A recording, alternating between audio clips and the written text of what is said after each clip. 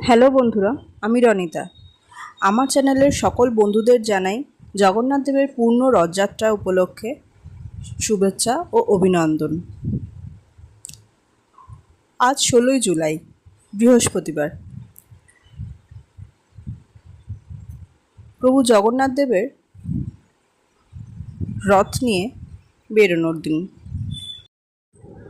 আমার বাড়ির প্রভু জগন্নাথের জন্য খুব বড় করে আড়ম্বর না করলেও অল্প সামান্য কিছু আয়োজন তো করতেই হবে।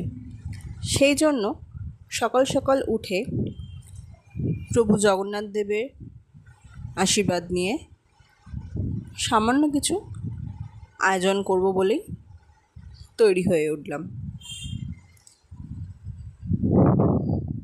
56 ভোগ না হলেও অল্প বিস্তর প্রভু জগন্নাথের প্রিয় খাবার তৈরি করব। সেই জন্যই সব কেটে কুটে নিয়েছি।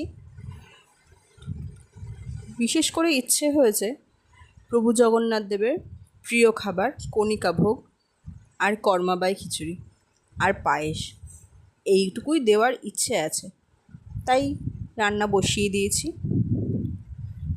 রান্না টান্না সেরে উঠতে উঠতে প্রায় বেজে গেল 1টা। এছাড়াও প্রভু জগন্নাথ দেবের প্রিয় ফল কাঁঠাল আর অনেক রকম ফল মিষ্টি দিয়ে প্রভু জগন্নাথের ভোগ সাজালাম। এছাড়াও ছিল বৃহস্পতিবার, মা লক্ষ্মীর আরাধনার দিন, তাই সব কিছু গুছিয়ে নিয়ে পুজো সেরে উঠেও তারপরে বাড়ির সবার খাবার তৈরি করলাম। এরপর বিকালবেলা ওর বাবা রথ সাজিয়ে দিল। সন্ধেও হয়ে আসছে, পাড়ায় একটু রথ নিয়ে বেরোতে হবে, তাই প্রভু জগন্নাথদের রথের মধ্যে বসিয়ে গুছিয়ে নিয়ে আস্তে আস্তে বাড়ি থেকে বেরোবো বলে তৈরি হয়ে নিলাম সবাই। আমি, আমার ছেলে মেয়ে আর আমার শাশুড়ি মা রথ নিয়ে রাস্তায় বেরোলাম। খানিকটা প্রসাদও নিয়ে নিলাম হাতে।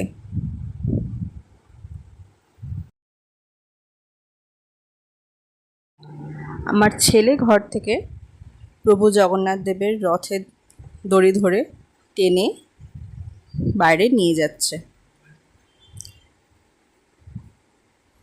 এবার খানিকটা যাওয়ার পরে পাড়ার মধ্যেই অনেকেই প্রায় রথ টানছে, তাদেরকে প্রসাদ দিচ্ছি।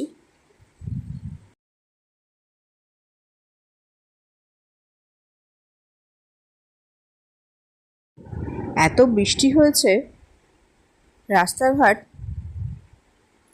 জলে জল, তাই সাবধানে রথ নিয়ে বেরোতে হচ্ছে। আমার শাশুড়ি মাও রথের দড়ি টেনে সামনের দিকে এগিয়ে নিয়ে যাচ্ছে।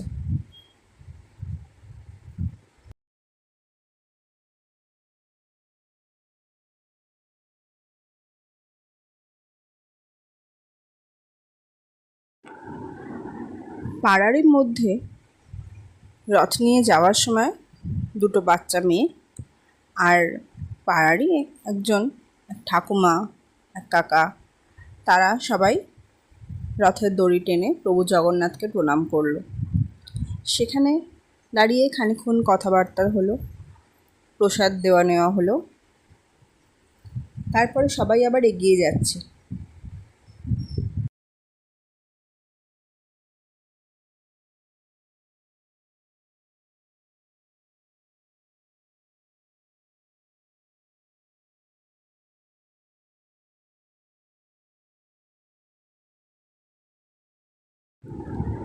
এরপর আমাদের পাড়ারই একজনের বাড়ির রথ বেরিয়েছে। তাদের প্রত্যেক বছরই রথ বেরোয়, বেশ আড়ম্বর করেই। আজকেও তার অন্যথা হয়নি। রথ বেরোনোর খানিকক্ষণ পরে আমরা রথ নিয়ে বেরিয়েছিলাম।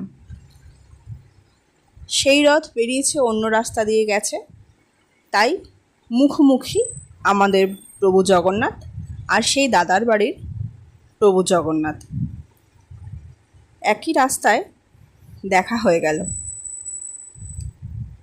এবার সেখানে সবাই একটুখানি কথাবার্তা বলে, কেন বৃষ্টি আসছে সেই জন্য সবাই তাড়াতাড়ি আবার বাড়িতে চলে যাওয়ার জন্যে এগিয়ে যাচ্ছি।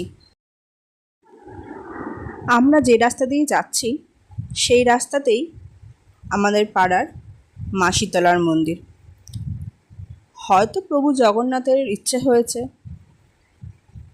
মায়ের মন্দিরে ঘুরে আসার, না হলে কখনো এই রাস্তা দিয়ে হয়তো আসতাম না। তাই মায়ের মন্দিরে খানিকক্ষণ রথ নিয়ে দাঁড়ালাম। প্রভু জগন্নাথকে মায়ের মন্দিরের সামনে নিয়ে গিয়ে মায়ের সামনে দাঁড় করালাম। সেখানে সবাইকে প্রসাদ দিয়ে আবার বেরিয়ে চলে আসলাম। ততক্ষণে প্রায় ঝিরিঝিরি করে বৃষ্টি চলে এসেছে। রাস্তা দিয়ে আস্তে আস্তে এগিয়ে এসে আবার সেই আরেক মন্দির, প্রভু জগন্নাথের আরেক রূপ শ্রীকৃষ্ণের সাথে দেখা। সেখানে রাধিকা আর শ্রীকৃষ্ণ দুজনেই বিরাজমান। তাদের সঙ্গেও দেখা হয়ে গেল। দেখা হওয়ার পর এবার তাড়াতাড়ি চলে আসলাম, বেশ জোরে বৃষ্টিটা চলে এসছে। রথ রাখবো আমার পিসির বাড়িতে, তাই পিসির বাড়িতে রথ নিয়ে সিঁড়ি দিয়ে উঠে আসলাম। আমার পিসি সিঁড়ির সামনে থেকে প্রভু জগন্নাথ দেবকে সাদরে ঘরে নিয়ে গেলেন।